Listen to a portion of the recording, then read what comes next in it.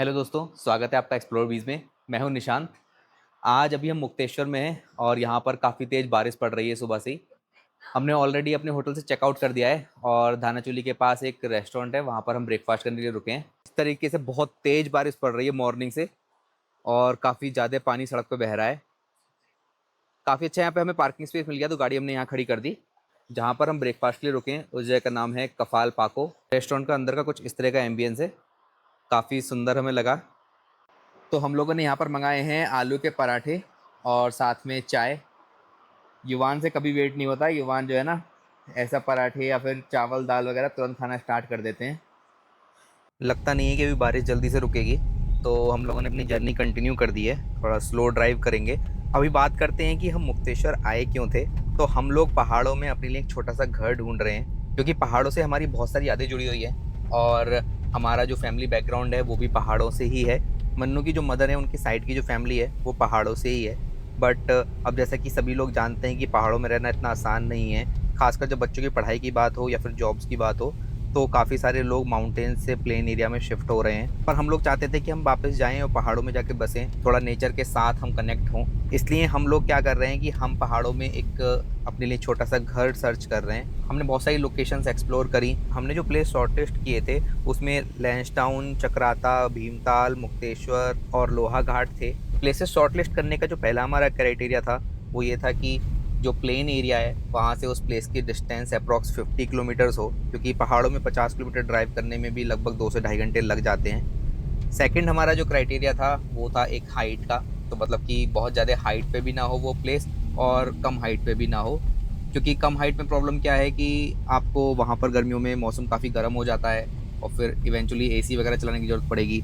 तो हम ढूंढ रहे थे कुछ ऐसा प्लेस जहाँ पर आपको गर्मियों में एसी वगैरह ना यूज़ करना पड़े। थर्ड जो हमारा क्राइटेरिया था वो ये था कि हम किसी सिटी से थोड़ा बाहर ढूंढ रहे थे, थोड़ा ऐसा एरिया जहाँ पर आप नेचर से कनेक्ट हो सको। और जो लास्ट हमारा क्राइटेरिया वो था कि थोड़ा जो प्लेस हो वो लैंडस्लाइड से सेफ हो। वैसे तो देखो पहाड़ों में ऑलमोस्ट हर जगह पे बारिश के टाइम में लैंडस्लाइड होती है, बट फिर भी कुछ ऐसे प्लेसेस है जहाँ पर ज़्यादा होती है और कुछ प्लेसेस पे कम होती है। हमारे लिए सबसे जो बेस्ट प्लेस था वो हमारे लिए होता है लैंसडाउन, क्योंकि लैंसडाउन कोटद्वार से काफ़ी नज़दीक है और कोटद्वार में ही हमारी जो फैमिली रिलेटिव्स हैं वो रहते हैं। तो वो हमारे लिए सबसे बेस्ट ऑप्शन था।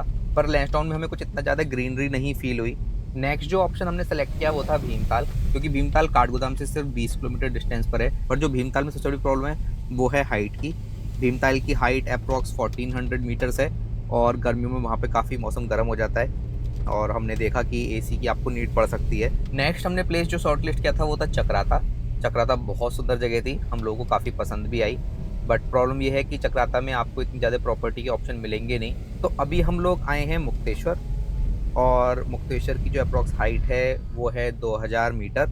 इसकी डिस्टेंस काठगोदाम से है 60 किलोमीटर और भीमताल अप्रॉक्स 40 किलोमीटर दूर है। नैनीताल अराउंड 45 टू 48 किलोमीटर दूर है।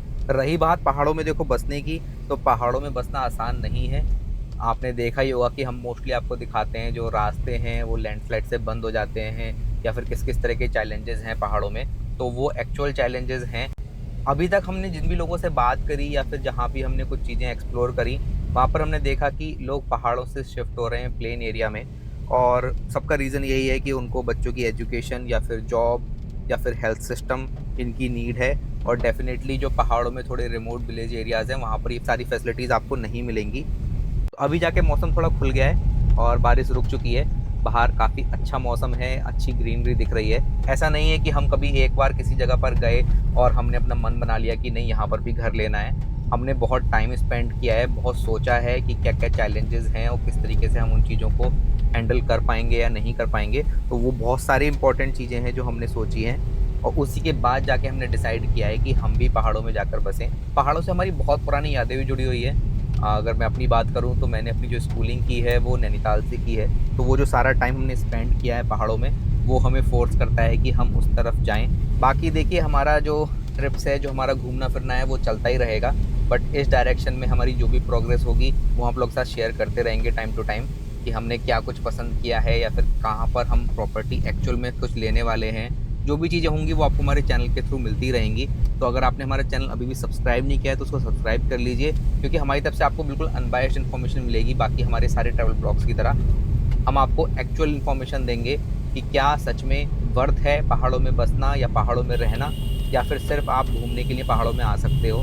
तो चलिए चलते हैं, यहाँ से घर तक की जर्नी कंप्लीट करते हैं और घर पे जाके आपको मिलते हैं। इस ट्रिप का पूरा कंप्लीट एक्सपेंस, कितने किलोमीटर हमने ड्राइव किया, कैसा हमारा एक्सपीरियंस रहा, वो सारी चीज़ें आप लोगों के साथ शेयर करेंगे।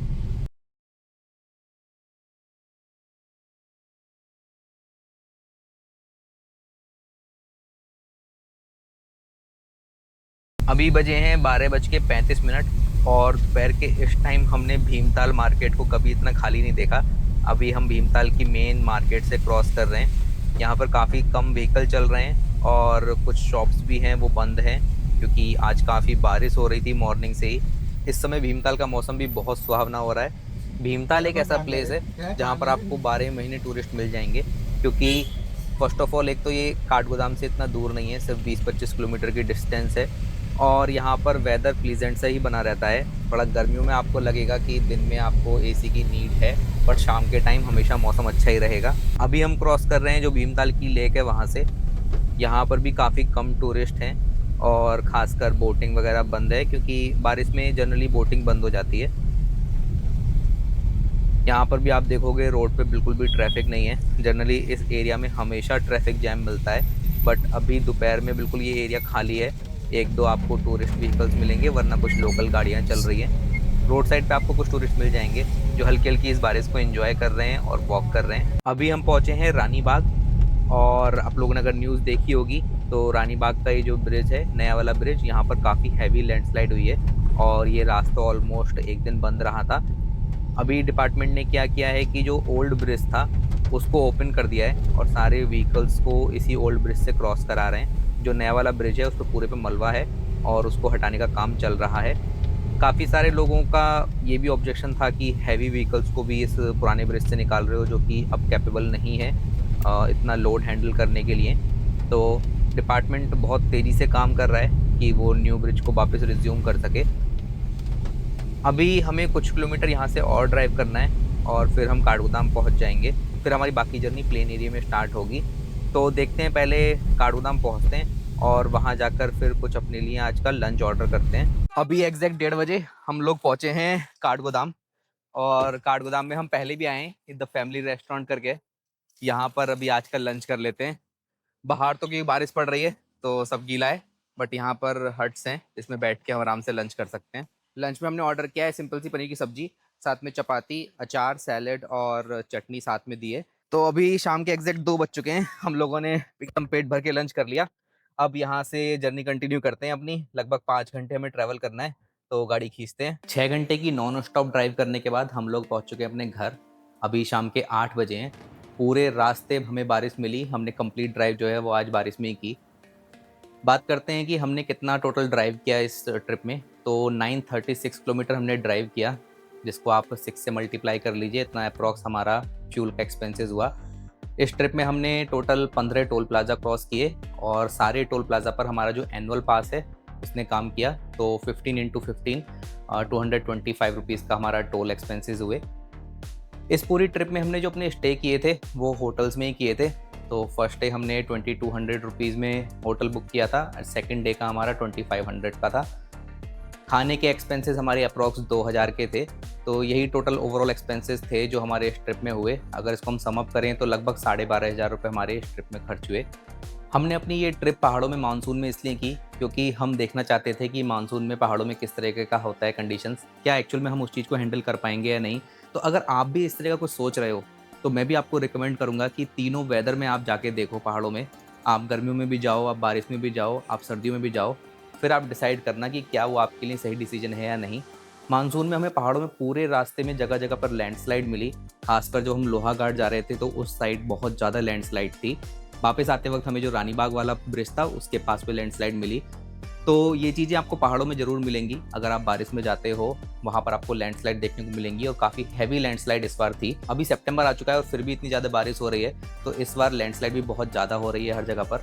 अब क्योंकि हम लोगों ने पहाड़ों में अपने लिए घर सर्च करना स्टार्ट कर दिया है, तो आगे आने वाले ब्लॉग्स में हम इस बारे में काफ़ी सारी इन्फॉर्मेशन शेयर करेंगे। जो भी प्रोग्रेस होगी, जो भी अपडेट्स होंगी, वो हम टाइम टू टाइम आप लोगों के साथ शेयर करते रहेंगे। तो अगर आपने हमारा चैनल अभी भी सब्सक्राइब नहीं किया है तो उसको सब्सक्राइब कर लीजिए, और अगर आपको हमारे ब्लॉग्स इन्फॉर्मेटिव लग रहे हैं तो इसको लाइक कीजिए और हाइप कीजिए। तो इस ब्लॉग के लिए इतना ही, मिलते हैं आपसे फिर एक और नए ब्लॉग में। तब तक अपना ख्याल रखिए और देखते रहिए एक्सप्लोरर बीस।